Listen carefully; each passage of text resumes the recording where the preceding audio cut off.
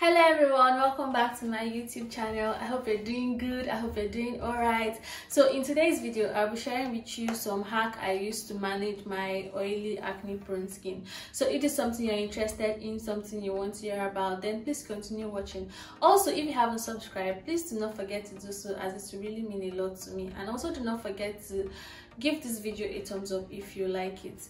So the first hack I'd like to share is I pay close attention to like my skin when it's that time of the month. So I try to tweak my routine to suit the changes that come with hormonal acne and to help me put them under control and make sure that my hormonal breakouts do not get worse. So acne is a skin condition that occurs when hair follicles get plugged by oil and dead skin cells. This leads to whiteheads, blackheads, and pimples. And during the hormonal change, during the menstrual period and hormonal change occurs, it leads to like more sebum production because of a hormone called androgen that enlarges the sebaceous glands and then causes it to produce more sebum, more oil than normal, which can lead to like clogged pores and cause like increase in the amount of breakouts that I get on my skin. So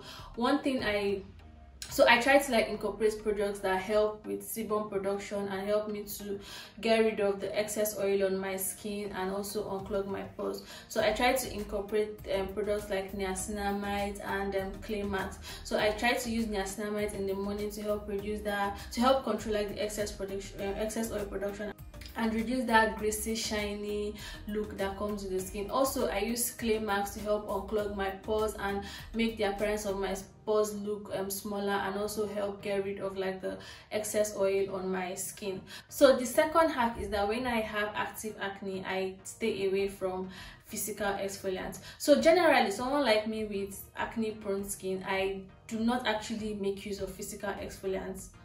I don't have any physical exfoliants in my routine because physical exfoliants are harsh, and when you have like active acne on your skin and then you try to scrub it with like the physical exfoliants, what you do is that you'd break the acne and which can lead to like scarring and leave like dark spots on your skin and even push like the bacteria deep into your skin and can lead to like more breakouts. So I just tend to take away physical exfoliants from my routine.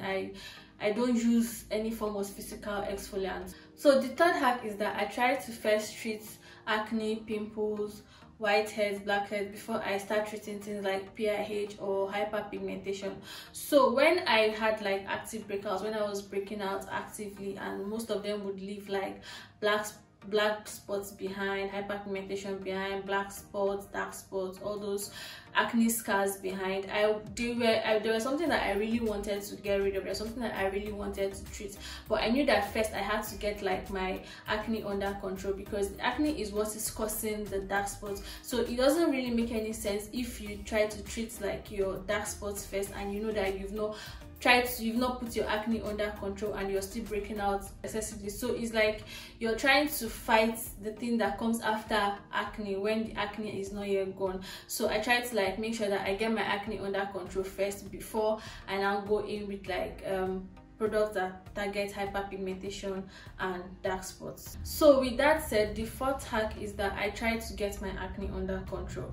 So in as much as we really do not know what the cause of acne is, except maybe hormonal change, and some people get it when they are stressed, some people get it when they change environments, some people get it when they eat some certain kind of food. Like there's really no one particular cause, but you can monitor the things you eat and you can monitor how your skin reacts to certain conditions, and you can monitor how your skin reacts when it's that time of the month, and you can monitor how hormonal changes affect your acne. And by monitoring these things, you can help to like get your acne under control. So for someone like me, I know that if I consume alcohol or if I take things like cheese or dairy products, I tend to break out.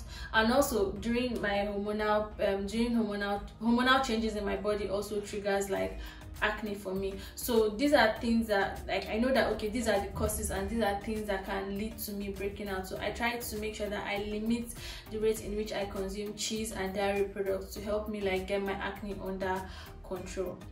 So the fifth hack is that I avoid picking like acne, pimples, blackheads or anything on my skin. This is actually very difficult.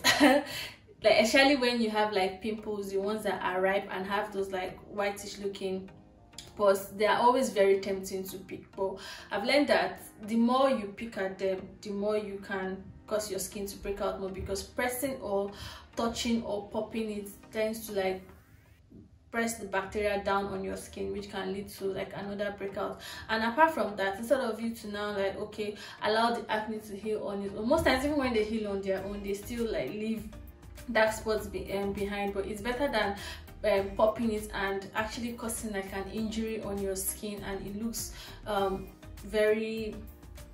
very scarred and it looks very ugly. So the best thing is that I just try to avoid picking or popping my skin. So what I use to help myself to not pick and pop on my pimples is I use pimple patches to cover them up, and it has actually helped me to stop picking and popping on my skin. So the sixth hack is I always keep my skin hydrated. So one of the things I learned when I started actually taking care of my skin was that even though I have oily skin, I still need to moisturize and I still need to hydrate effectively, because this helps to trick my skin into thinking that it is very well hydrated and it doesn't need to produce more sebum, and sebum is one of the causes of like pimples on the skin. So I always keep my skin hydrated. I always layer hydrating products and help my skin I always layer hydrating products and also moisturize effectively to help my skin stay hydrated. And also, because I have pimples and I incorporate a lot of acne treatment into my routine, like my benzoyl peroxide, salicylic acid, retinoids, this product some of them tend to be very dry on the skin, especially like benzoyl peroxide. Benzoyl peroxide tends to be very drying on the skin, and if I use benzoyl peroxide without actually moisturizing my skin, my face tends to produce more sebum to compensate for that dryness. So if I layer my benzoyl peroxide after my hydrating serums, then my skin is fine and I don't get like breakout because of excess sebum production. Then my seventh hack is that I do not overuse acne medication.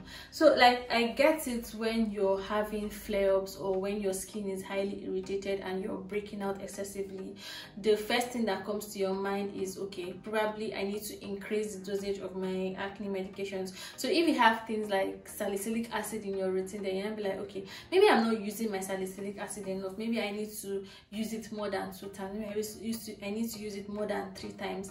This is something that I avoid doing, right? Which is why I say it's very good for you to find out what exactly triggers your acne so you can put it under control.